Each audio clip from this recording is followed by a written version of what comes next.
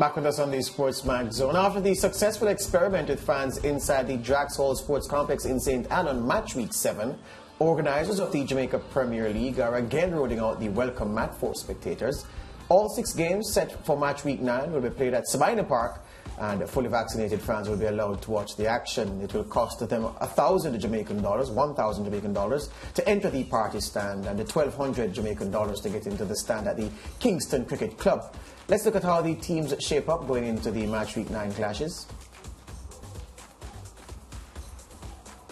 So Mount Pleasant, Waterhouse, Arnett Gardens, all on 17 points. Mount Pleasant have scored the most goals this season, so they sit atop the standings by virtue of that fact. Dunbeholden in their slipstream in 4th, and Cavalier Portmore round out the top 6. Interesting that the top 6 teams at the end of the season will make the playoffs, and as things stand, all of the teams in double figures are teams in the top 6. Port Tivoli on the fringes, and then Harbour View. So Montego Bay United, of course, under new management now, they are at the root of the table in 12th. This is the full fixture list on Saturday. Well, Waterhouse and Battle Tivoli on Saturday at 3 p.m. for EDT, followed by Harbour View against Veer at 5:15 p.m. EDT. Then Mount Pleasant and Arnett Gardens in the feature clash on Sunday, opening the doubleheader with Humberland and Mobay closing the show, while on Monday, the end of match week 9, Malines oppose Cavalier and Portmore United.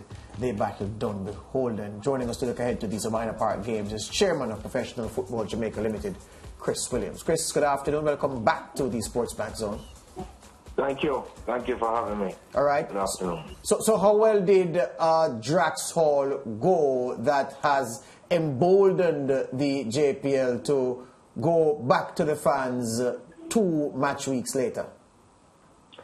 The Drax Hall did well within context. The main context is the online ticketing system, and that was a huge challenge for us at Drax Hall.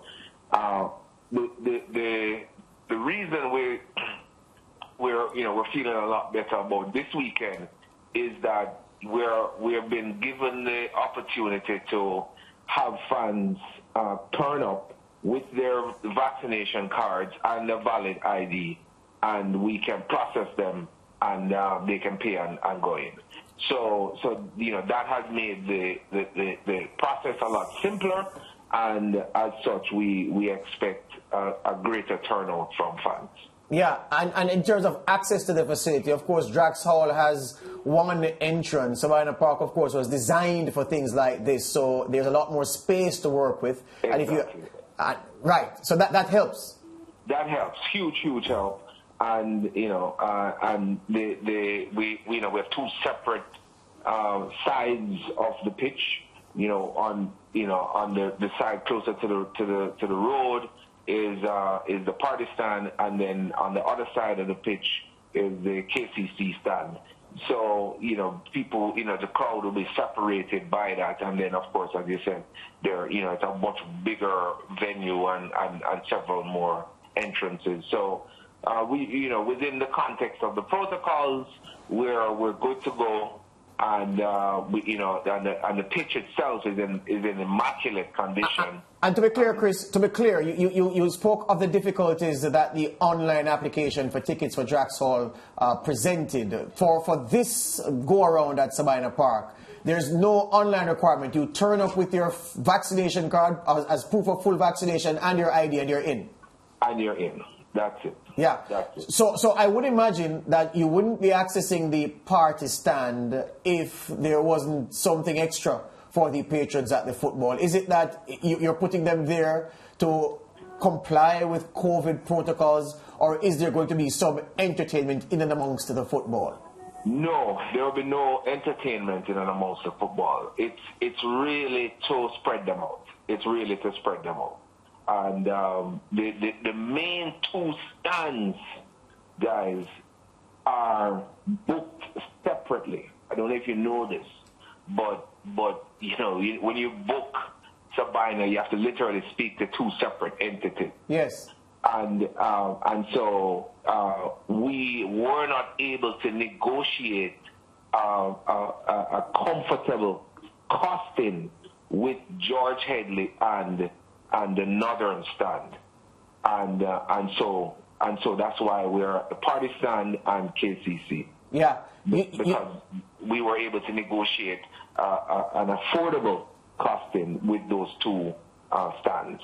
You spoke of the pitch, and while we were on commentary at Draxall, that was a major concern because we believe that the community deserves football. Football should be played in the community. But at this stage, we're adding something to that by saying that football should be in the community on a proper pitch to allow the players to play their best game and to allow the product to look its best, to present its best face on television. The Draxall surface was a challenge. You're saying that there's no such issue with Sabina Park, eh? No such issue with Sabina Park. The pitch is immaculate, and so we agree with you. We are firm on that. As a matter of fact, we're not going to compromise the quality of the league just in the interest of playing the games in the community. The pitches and the infrastructure has to be at a standard that allows the players to deliver the entertainment value that the fans require at this stage, because as you know, football is now global. So so the fans have been exposed to ball at top quality, and so they want to see it when they pay their money and walk into Sabina or Draxall or wherever. So we're definitely not going to compromise on the pitch.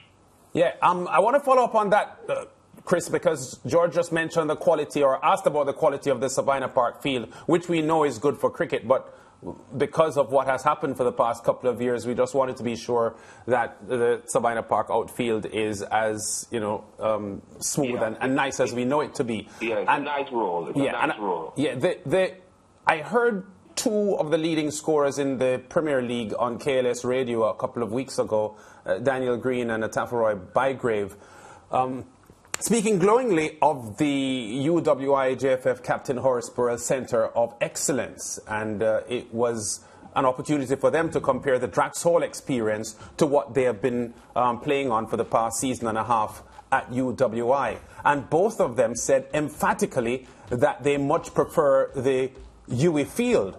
Yeah. Even Green, whose home ground is at Mount Pleasant at Draxall. I found that interesting because I know that's a small sample size, just two players. But generally, what has been the consensus from the players on the field? Because last year, we got the feeling that a lot of players were unhappy with the artificial surface, much to our dismay. I know. This year, it's been better. We haven't had as much complaints. I think a lot of them adjusted their footwear, and that made a huge difference. But yeah, this year we've gotten good feedback. We still have a challenge with the 1 o'clock game because of course of the heat and on the turf. But because we've watered it a lot more, we've made sure that the water breaks have been executed. That has helped, and they've been able to perform better and to manage the surface a lot better. What I will say to you is that we are working with the JFF on commissioning the lights at Horace Burrell, and we are negotiating with a temporary stand company to bring in some stands. And if we're able to pull that off, that's going to be exciting, because we would now be able to do the games later on the lights, on the turf. It's a beautiful turf, excellent bounce, and now cooler conditions. And beautiful lights, which have just been installed, and just now need to be commissioned. I looked at the pylons, and I looked at the light, and I said, looks like something is brewing. So I'm happy to hear you say that. Something brewing. Yeah. So if we're able to pull that off, then believe me, later down in the competition, we're going to have some great times up at UWI. Hear me now, Chris. Before you go, the last thing. So, of course, we went to Drax Hall. The fans absolutely loved it. I spoke with the president of the St. Anne FA, Danny Beckford, afterwards, and he really appreciated it. And he was ribbing me about my comments about the field. He admitted that there was work to do, but he said, boy, it was just good to have the football back. So, guess what happened? My friends in Montego Bay, or our friends in Montego Bay, Chris, called me video call from Catherine Hall Sports Complex to say, boy, George, how this look, showing me the field in the background, because they see it go to Drax Hall, they'll see it go to Sabina Park for match week 9. The West is wanting to know what's happening. So are you paying close attention to the West? Are you minded to go to the West if they can get Catherine Hall right in short time? Yes, definitely. We have requested approval for Catherine Hall. And we are in negotiations. The trajectory of the disease is obviously encouraging, and so we're getting a lot more support from the government on giving us more access to venues. And the match day weekend strategy works because the fans get to come out for the whole weekend and see all the teams. So it definitely works, and we're definitely looking at Catherine Hall. We literally have to go there. It's not even a matter of we're looking at it. We have to go there because it's just definitely it's not fair to Mobile United. So we're going to have to find a way to make it work. So we're working on that.